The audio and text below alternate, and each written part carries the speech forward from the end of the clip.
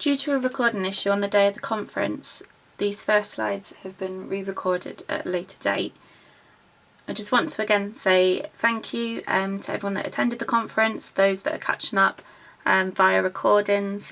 Thank you to the international affiliates for all the hard work put into the organisation, and thank you to the PSN for the invite to be one of the keynotes. In opening this keynote then, I'd like to take a moment to share some of the comments I received over the course of my doctoral studies, which were completed in 2019 and from which my book, Punk, Gender and Ageing, Just Typical Girls, arises. These comments are not direct quotes, but as close to such as possible, and you can now see those on the slide. These comments were expressed in academic contexts, and specifically punk academic contexts at that.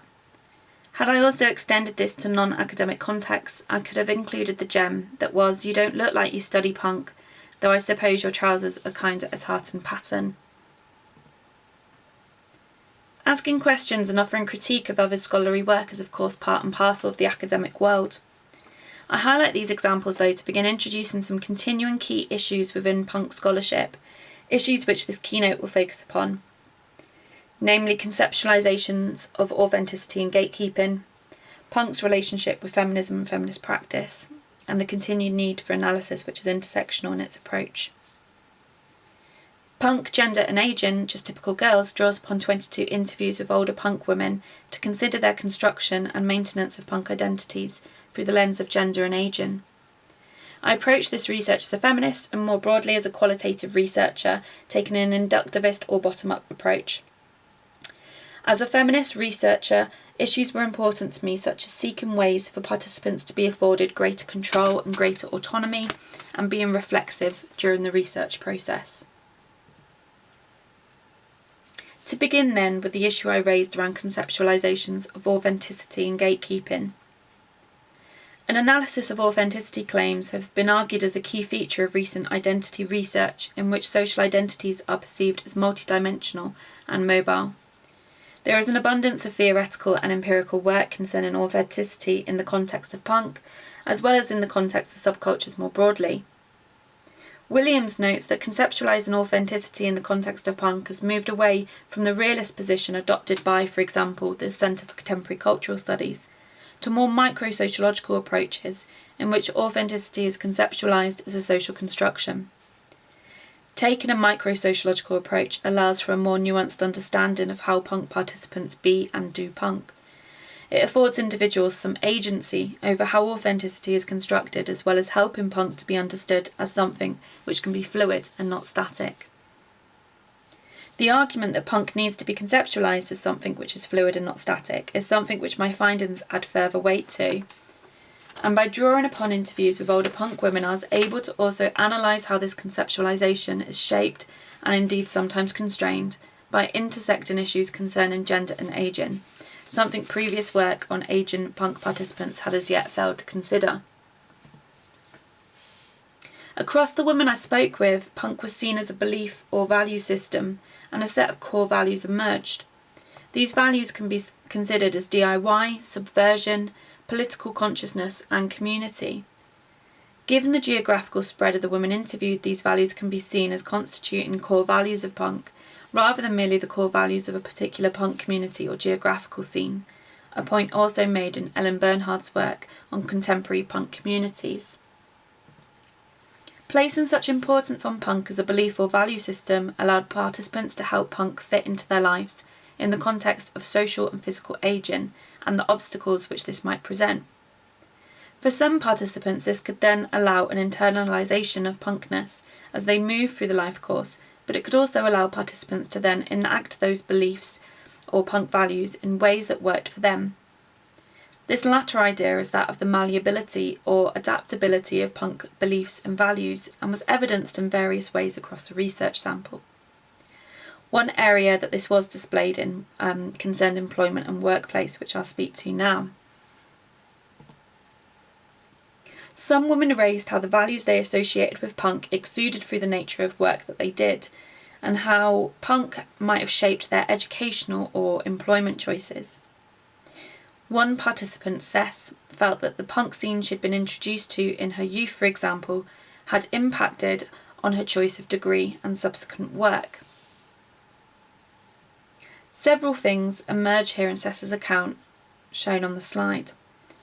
And these things concern particular values: critical awareness, collectivity/community, and a rejection of a vocation as being merely for monetary gain.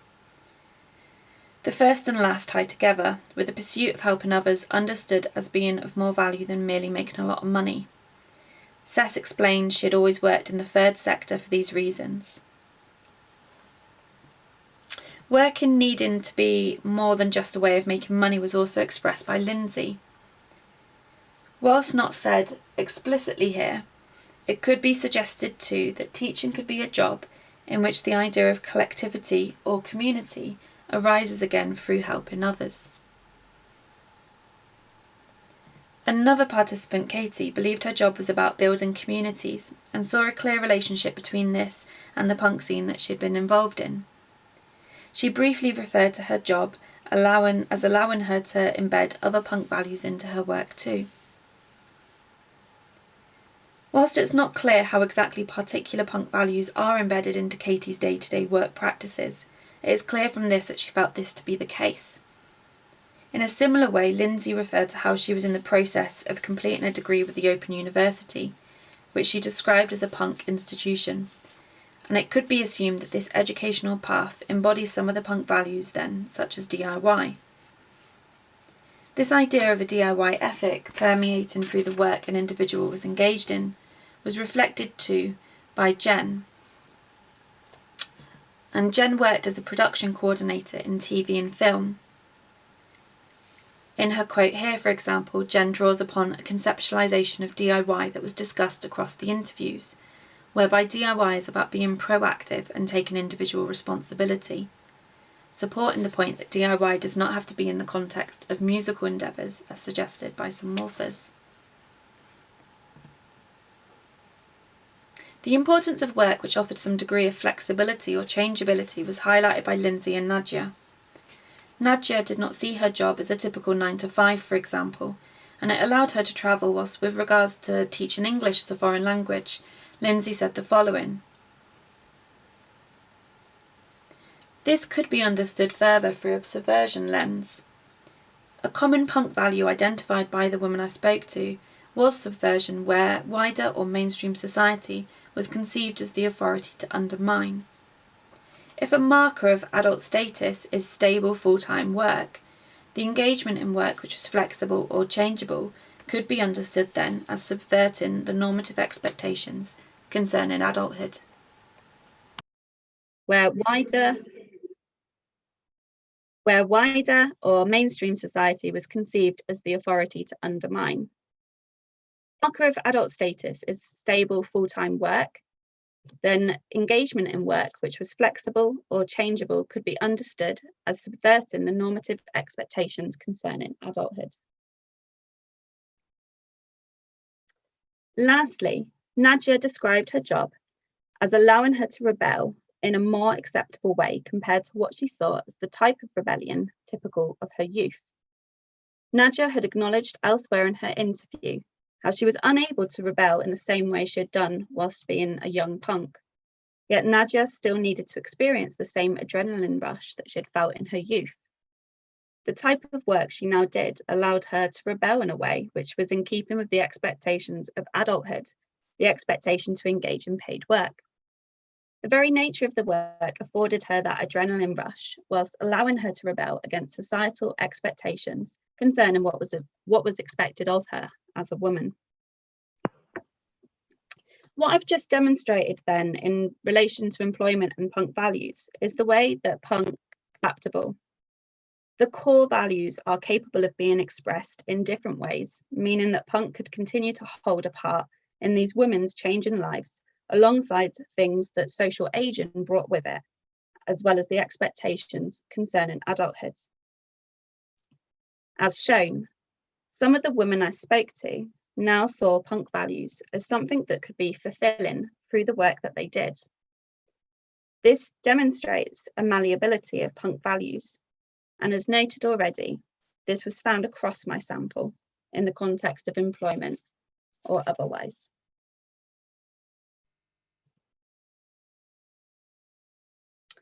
Bringing this back round then to authenticity.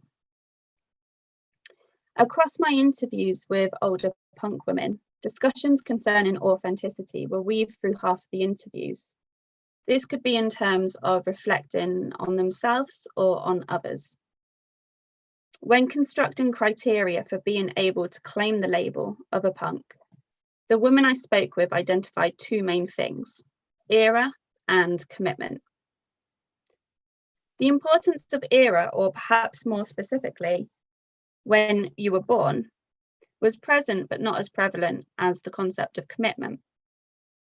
The understanding amongst some of the women I spoke with was that punk had its origins in a particular era, and that only if you were part of that era could you claim authenticity as a punk.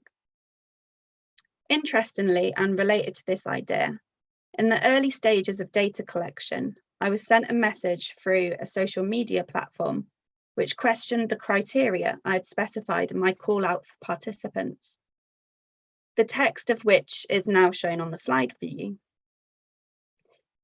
The sender of the message did not want to be interviewed. They didn't want to be a research participant or involved, but they felt strongly that only women over a higher age than what I'd specified in my call out for participants were the true punks. So to explain a little bit more then about how I was approaching this decision around age. With the focus of my research being on older punk women, a minimum age of 30 was originally decided as appropriate when considering a sample in order to distinguish these post-youth punk women from the younger women which previous research had concentrated on. A key factor in the sampling was also the starting definition of punk. Things such as clothing are often not a reliable indication, indicated in part by literature on older punks, which shows an internalization of punk identity. And I did not want to impose my own definition of punk onto the sampling.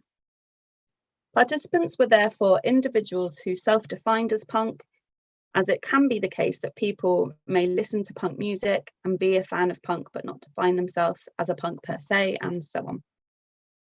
One thing I did find with the age criteria was that a few women contacted me saying that they wished to be involved, but they weren't just hitting that 30 years old minimum age.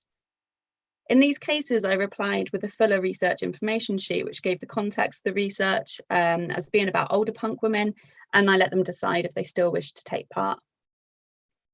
Where they did, I endeavoured to include them in the sample, as they clearly felt they were separate from punk youths. And this also reflected an approach to age and ageing that I was taking, which meant I could understand it as something which could be socially constructed and also subjective. As I've said, some of my participants did speak about this notion of there being a punk era, which conferred you authenticity as a punk, just as the sender of that message seemed to believe. And despite having replied to a call out for punk women, a few of my participants even conveyed a sense of imposter syndrome at not having been born at the right time.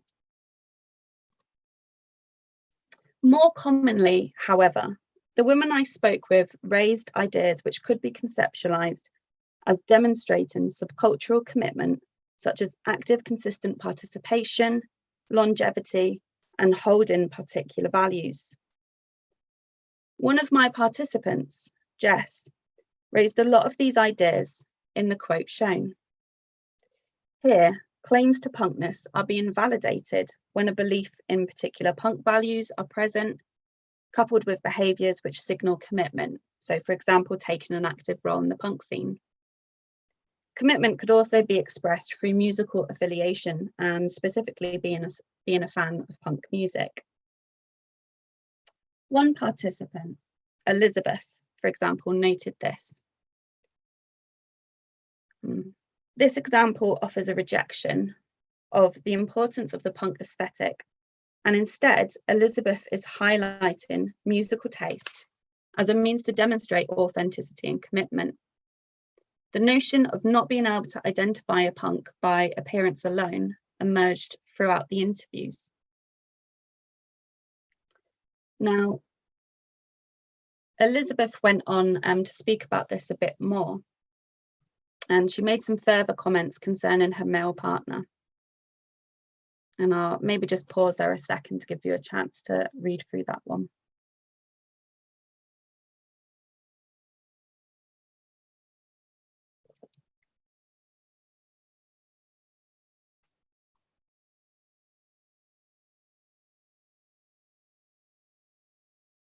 With Elizabeth's quote there, she's speaking to the idea of how achieving authenticity in the context of punk is also gendered.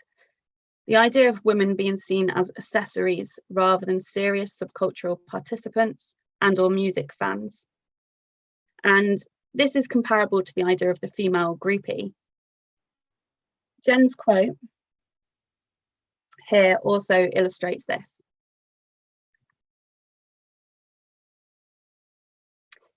In the context of rock music, Larson argues that the groupie identity has been exclusively aimed at female fans and music producers in order to position them as inauthentic consumers. This both others and excludes them. Work by Frances Stewart and Avery Natal also paints this picture. And as shown in these two quotes from Bryony and Susie, Elizabeth and Jen were not alone in having their authenticity questioned.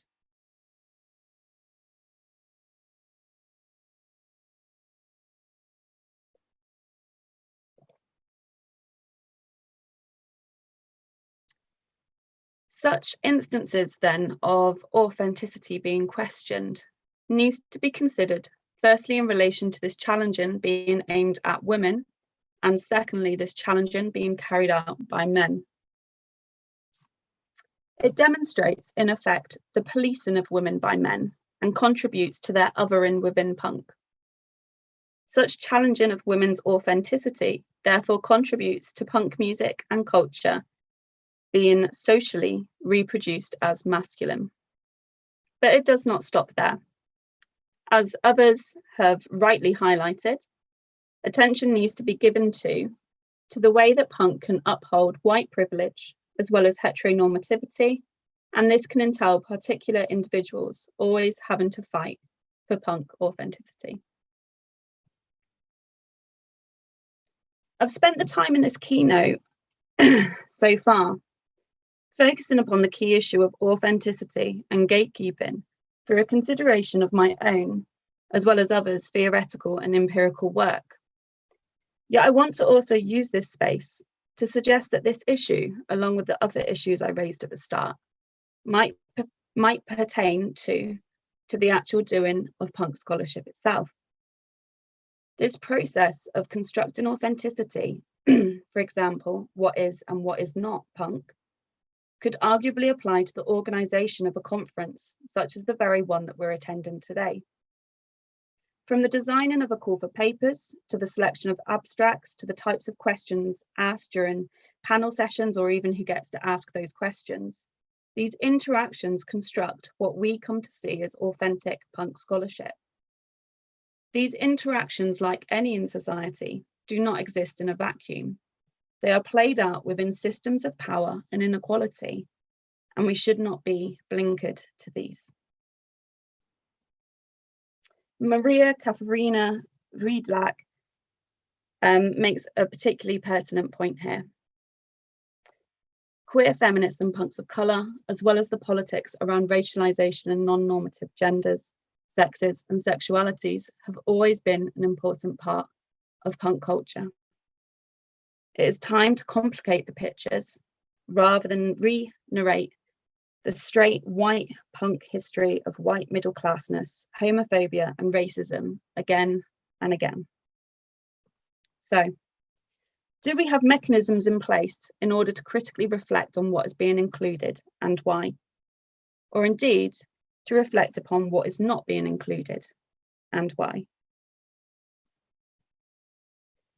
Despite claims of promoting inclusivity, the way punk often reproduces gender inequalities as well as other forms of inequality is well documented. This can include issues such as indirect or direct discrimination, discouragement in the context of musicianship, the treating of women as novelties, abuse, sexual harassment, and the promotion of stereotypical understandings concerning gender, and some of which is present in the work of Rouse, LeBlanc, and Donahue. And this upholding of gender inequality and the marginalisation of women can be embedded too in writings on punk. Frances Stewart has considered this in the context of the philosophy of punk text, arguing that O'Hara, by stating how men's voices are usually louder than women's in terms of challenging sexism in punk, is implying that the actual experiences of sexism are not as important as highlighting the actions of the male punks who oppose it in some way. This is not to say then that those subjected to inequality will necessarily go quietly, and resistance to sexism and gender inequalities within punk has been noted. In particular, there's been work by Sharp and Fredgold, and the aforementioned work by LeBlanc. Indeed, Riot Girl can be seen as a feminist response to such issues. I'm going to turn to one particular example from my book, which captures some of that complexity. On the slide now, you've got a quote from one of my participants, Sharon, who speaks about her and her friends, all women, starting a revenge band in response to her partners. And I'll just give you a moment to read that.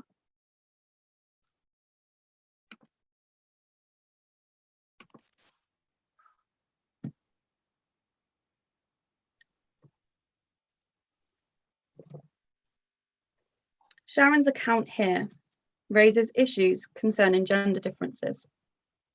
Here there is the presumed acceptability of the blokes being in a band, and this then having to be accepted as a legitimate commitment in terms of how they spend their leisure time.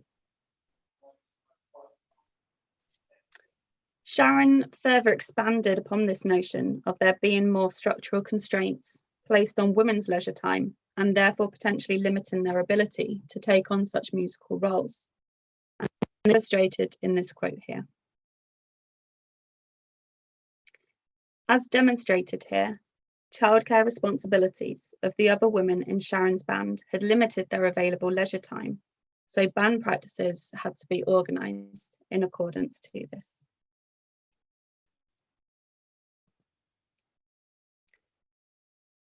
Sharon too noted an issue concerning payment of gigs. Again, this reflects a societal belief concerning mothers prioritising their children, which is indicative of Wolby's ideas around patriarchy and patriarchal cultures and structures. I'll let you read that before I move on.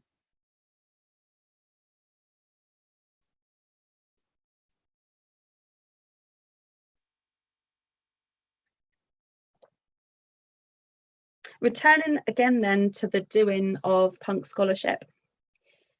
My area of work is in sociology, a discipline which historically has had a problematic engagement with issues concerning gender to such an extent that feminists, particularly working in the area of deviancy and criminology, developed the concept of male stream to describe it. This is not necessarily a problem specific to my own discipline. We see this firstly in early studies concerning subcultures such as punk.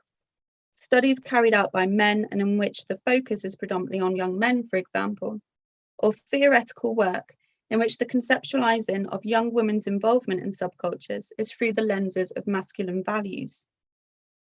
And whilst there is now a growing body of literature concerning non-cis men's experiences in the context of punk, work specifically considering aging and gender is still severely lacking. And just to illustrate this, before I started my PhD, I'd worked on a master's thesis in which I also spoke with older punk women. At the time, I could find no literature which considered these issues, and that was 13 years ago. Yet still now, I can only name one study which focuses explicitly on punk women and aging, and that is the currently unpublished thesis completed by Dr. Alison Wilmot last year, although I will say that quality certainly trumps quantity in that case. So what is going on here? In Bennett's article in the Sociology Journal on older punk men, which was published in 2006, he justified his entirely male sample on the absence of women at the punk gigs he attended. He suggested that older punk women's absence from the gigs might have reflected the women's privatisation of their punk fandom. Now, in addition to how we might critique his recruitment of participants more broadly, this kind of comment brushes over the actual involvement of older women in punk and the great significance that punk can play in their lives. A feminist approach might argue that Bennett's suggestion fails to consider and fully unpack the restraints on public participation in the punk scene that may be placed on punk women, as well as continuing to make invisible the experiences of women who do still attend gigs. In my own research, there was some evidence to suggest that patriarchal culture impacted gig attendance.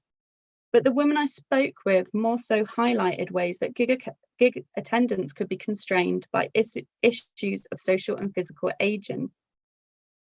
Expectations around what being an adult entailed, e.g. being a responsible adult, also arose with regards to gig behaviour, particularly in relation to alcohol consumption. Pressures to fulfil these age-appropriate societal expectations may be felt more so by women if it is to be believed that their behaviour generally is open to more scrutiny and social control than that of men. What was evident from my research sample was different attempts to negotiate structural constraints. Once again, the participants were trying to make things work for them. They were trying to make gigs fit. But in what ways then were gigs important to older punk women? A big pull for the women when speaking about going to gigs was centred on the social aspect or social dynamics of gig attendance. Socialising or meeting new people were important. This theme emerged from 12 of the 22 interviews. Nadia spoke, for example, of gig attendance not being about interest in the music, but being used as an opportunity to meet up with her fellow punk friends who were also women. Here is another sign of the gendering of punk, with Nadia's husband and her friends' husbands being the musicians, whereas they are the spectators. And this speaks towards LeBlanc's suggestion that punk remains a masculine subculture and a site where women remain marginalised. It is interesting that this social aspect of attending gigs came out so strongly from my research sample, and this again links to the previous argument made concerning punk becoming a set of beliefs and values for the women involved. That being the case, it is logical then that the actual music might not have such a significant place in the women's lives, or be the main pull for gig attending. Despite music being central in the majority of the women's entry into punk, the importance of music as expressed through gig attendance was only demonstrated by a few of them. Punk music fandom, however, could be expressed in different ways, such as through dress or through record collections. Related to this social aspect of gig attendance is the suggestion that attending gigs also serve to reinforce an idea of a collective amongst punk participants. A quote from Morag is now shown in relation to this.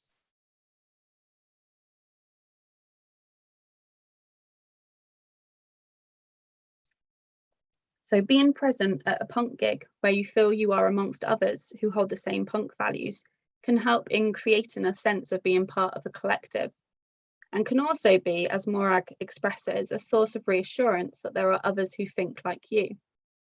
This feeling of being part of a wider group who share the same beliefs and values conjures a sense of social solidarity and highlights the collective and community feel of punk, a punk value which was identified across the sample. This collective and community feel of punk links to the supporting of local scenes, which 3 participants referred to, demonstrating how being affiliated with punk can take on the feeling of being part of a collective or community. Amongst these participants, there was the belief that they were supporting local venues or the local scene by attending gigs. Elizabeth worded this as giving back to the venue, for example, and this links to the DIY value in punk, whereby supporting smaller, independent venues and gig promoters becomes important. The role of emotion as a motivation for gig attendance came through in 3 of the interviews. Dee Dee's accounts, for example, of gig attendance evoked a feeling of passion and emotional investment in the music or the performer.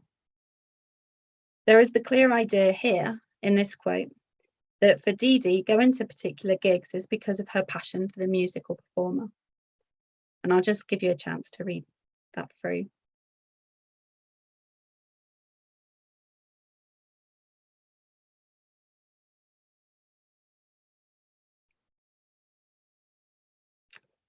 These kind of emotional aspects could concern more broadly the emotional responses felt by the women on hearing and watching live music.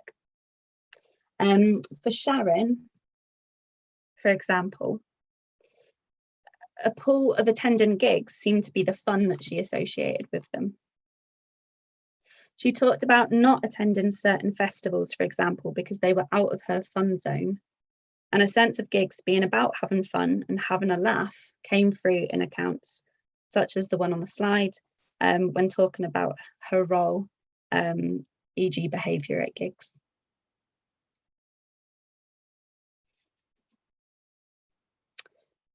Overlapping sometimes with emotional aspects was the importance of upholding a fan-artist relationship, and this being a motivator for gig attendance. Most commonly, this was expressed by naming a particular artist or artists and speaking about attending their performances, and this is illustrated here by Sam.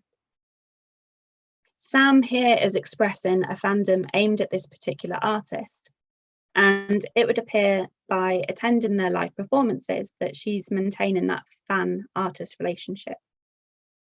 In a similar way, this was seen too when another participant, Jess, spoke about her love of Patti Smith before leading on to speak about attending her last tour. It can also be seen as well in, for example, Dee Dee's ongoing relationship with the Manic Street Preachers, which was helped by attending their gigs. Moving away from naming references to specific artists and performers, Nathan spoke of how she was more likely to attend a gig if an old band were playing, a band she knew and loved, rather than an unheard of or young band. Other participants spoke about familiarity with the band that was playing a gig as being a motivator for attending. Perhaps again, the importance of emotion is coming through with these kinds of examples, particularly with this idea of going to gigs by old bands, whereby old bands is being used to categorise those which have been around in their youth or when they were younger. There can be an emotional investment at play here, so being a fan of a band for years and years because of some investment in them. But there can also be a nostalgia attached to such bands, reminding you of a previous time, for example. And as Breeden and Carroll note, nostalgia is often bound up in reflections concerning our youth. Findings such as these help to demonstrate the nuanced ways that older punk participants make punk meaningful in their lives, and perhaps more importantly, give voice to a previously marginalised sample.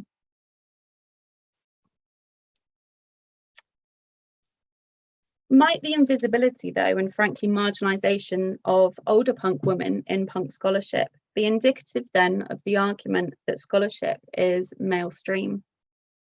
This is particularly convincing too when we look at the wider context in which women experience ageing. For example, within a patriarchal culture that additionally, according to Featherstone and Hepworth, promotes a cult of youth. The idea that ageing women experience invisibility in society is compounded by broader academic literature concerning gender and the life course. If we are to be analysing ageing and old age within subcultures such as punk, we therefore need to be doing so through feminist frameworks, and this becomes increasingly important. So we need to make the experiences of those who can experience such invisibility more visible. And of course, that extends beyond older punk women to punks of marginalised identities more broadly. But we need to be critically reflexive in how we are ensuring that visibility. I want to refer to the very important point made by Professor Samantha Bennett in the introduction to day 2 of the PSN conference. And this point concerned the decolonisation of scholarship, recognising that the decolonisation of punk scholarship is something we should be putting more serious consideration into. And this comes back to my earlier point too, concerning gatekeeping in punk scholarship and the systems of power weaved throughout the work that we are doing. We need spaces in which discussions are able to take place, and indeed we need to consider who is involved in these discussions. Punk scholarship has much to learn from feminist methodologies, and whilst there are a number of punk scholars already working within such frameworks, more consideration could be given to such approaches more generally. My focus purely on older punk women stems from feminist arguments concerning research being used to make marginalised voices heard. And beyond this, I gave thought to how their voices were then presented, avoiding the tidying up of language, for example, or in recognition with Downs et al.'s point concerning the activist nature of some DIY cultures, giving participants the choice in whether they wish to be named or not. Feminist approaches can help us question our own research practice in such ways to avoid the production of that which is mainstream. Okay, so what now? I've spent much of this keynote highlighting prevailing issues and problems. I have too asked a number of different questions. Perhaps, however, I have not at this point though offered many answers. As indicated already, there are a number of scholars already grappling with the issues that I have identified. Some things to consider then next in terms of our own scholarship, and this is by no means an exhaustive list of actions, and I am by no means the first to raise considerations such as these, yet it is clear that much still is yet to be done. Firstly, we need to be attentive to who is doing the work involved in addressing these issues. For example, those of marginalised identities are often those engaging in work to address this marginalisation. We should see citation as a feminist practice. Citations have the potential in shaping a canon of punk scholarship in which some scholars become marginalised. The value of collaborative research and co-production with research participants should not be underestimated as an empowering way for marginalised punks to have their voices heard.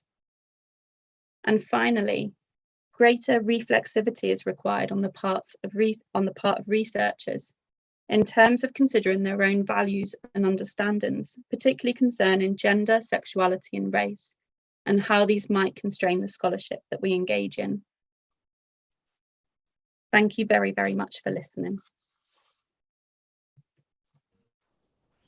Thank you very much, Laura, for a really rich and powerful keynote with lots of things to think about and lots of steps forward to take. I'm going to allow, as if I can stop, comments in the section to kind of filter through. There is a lot of research that shows that whoever asks the first question often influences how many women speak. So given what Laura has just asked us to do as punk scholars, I'm going to insist that the first question is from a woman that will be asked. So I'll give time for those questions to come through, but I have seen the others that have already come through. I've noted them.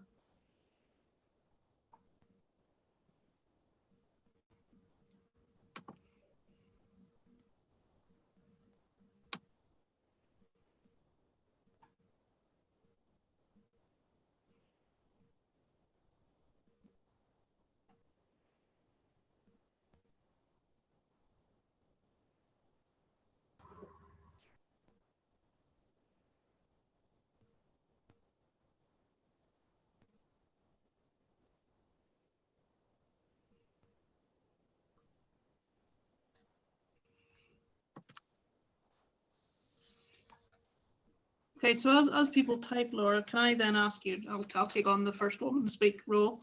Can I ask you then about the movement that has kind of grown up and how you think it could influence punk scholarship around this idea that women are not a genre, the way in which women are being put forward as, all female is a way of promoting a band. And how we could perhaps learn from that movement, that pushback in terms of scholarship. Oh, yeah, that's an interesting one. And it's certainly something that there has been a lot of, I guess, a backlash towards, in terms of music, writing on music and bands where bands are described as female fronted. And that becoming a genre in itself, in a sense. And the kind of criticism there is it almost becomes tokenistic. I think that, they've got a female in the band, and therefore, that makes them unique, or they're doing something with regards to challenging gender inequality. But I don't think that's the answer. I think by highlighting that is actually doing more damage than good. I don't know if that answers that question, sorry. It does, thank you. Okay, so I'll pick up on some of these questions if others want to keep typing in.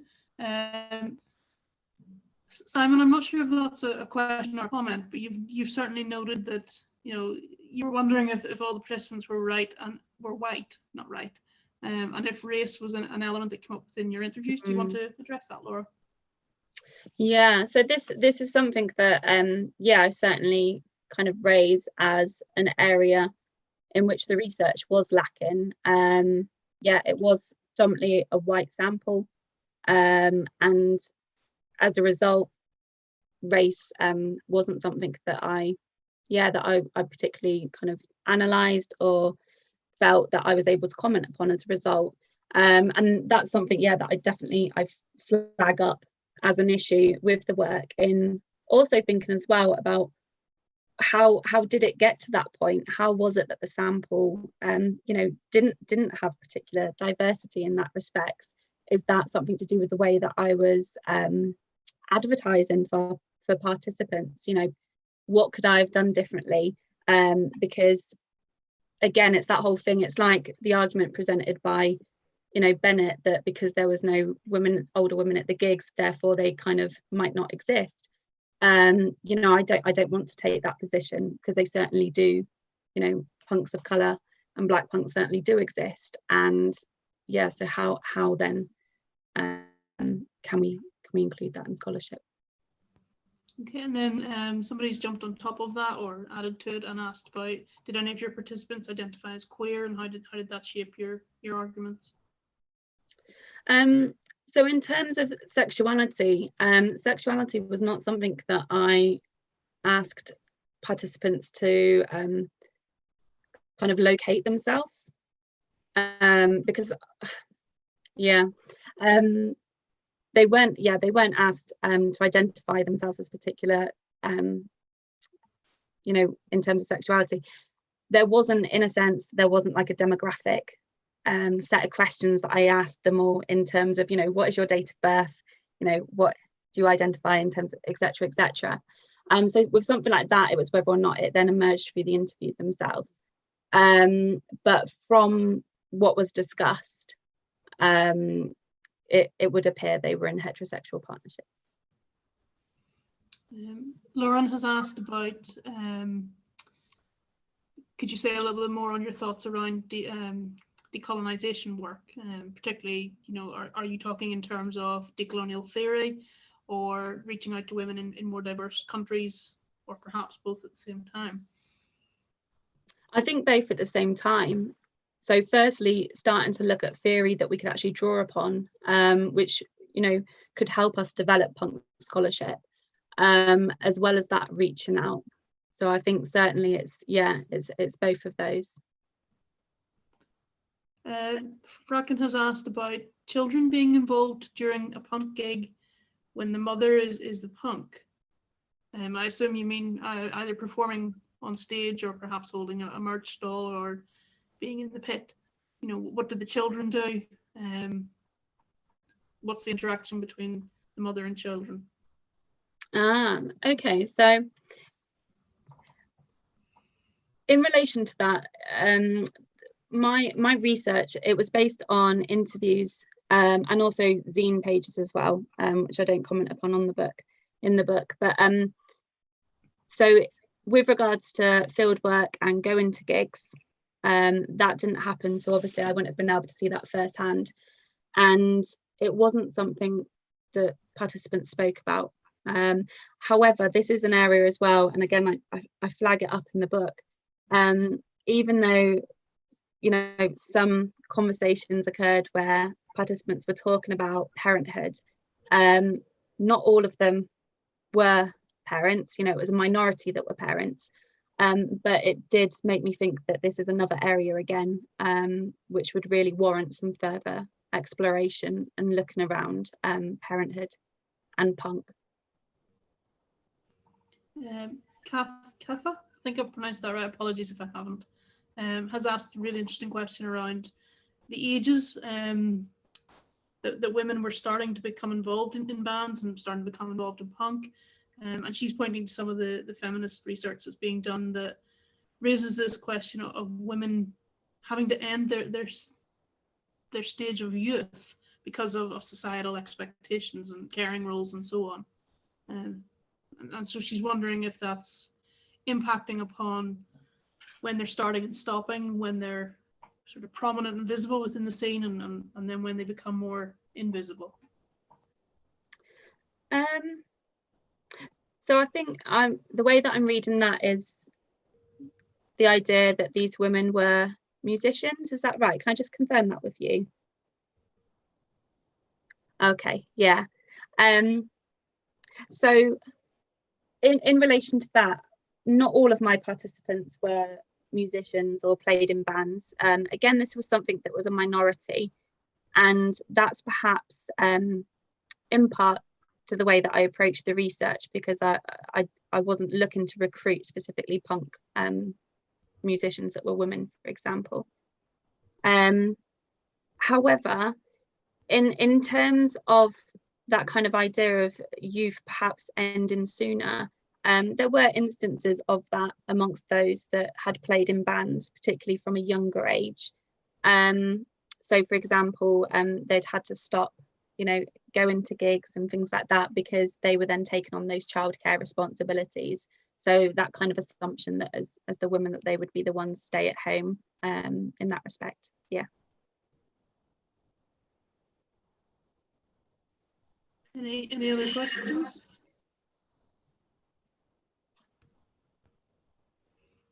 Paul has asked about the size of your research sample and whether that's viable to make generalizations, even though, you know, obviously it's something that we all have to do. But he's asked about that. And then, sorry, my thing has just stepped up to the top. Apologies, Paul, I'm mangling your question. It's okay. I'm just having a read as well. Yeah, and then this idea of how many of your interviewees were from the first sort of. Yeah. So I guess there's two kind of questions there. So first of all, in relation to kind of generalizability, I mean, that's something that's kind of aimed at a lot of qualitative research more broadly, whether it's to do with punk or not. You know, the question of whether qualitative research, which deals with smaller samples, is capable of generalization and therefore more credible. I think that's basically applying positivist kind of values, empirical, you know, all that kind of stuff, those kinds of values on research, and using certain criteria to judge qualitative, which I think kind of misses the point to do with qualitative research and the value that it has with those small samples. But the second question there around whether or not there was how many were the kind of first phase as opposed to later on, there was a mix, and I think that's the important thing, that that common set of values emerged across the sample, you know, regardless of the different ages, different you know, geographical locations and so forth.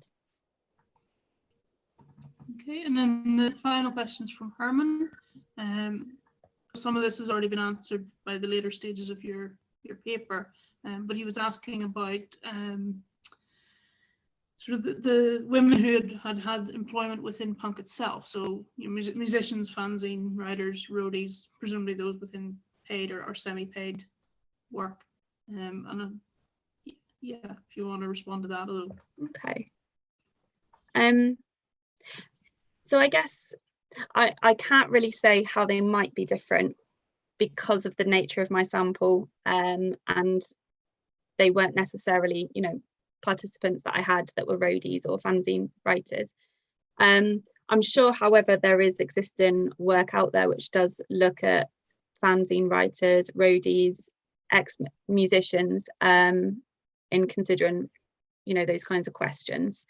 But for me, that it wasn't a particular angle that I was going down with the work. Any final questions?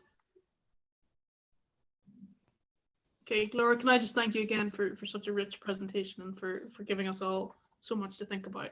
Thank you very much. Thank you everyone for listening. Thank you. And I'll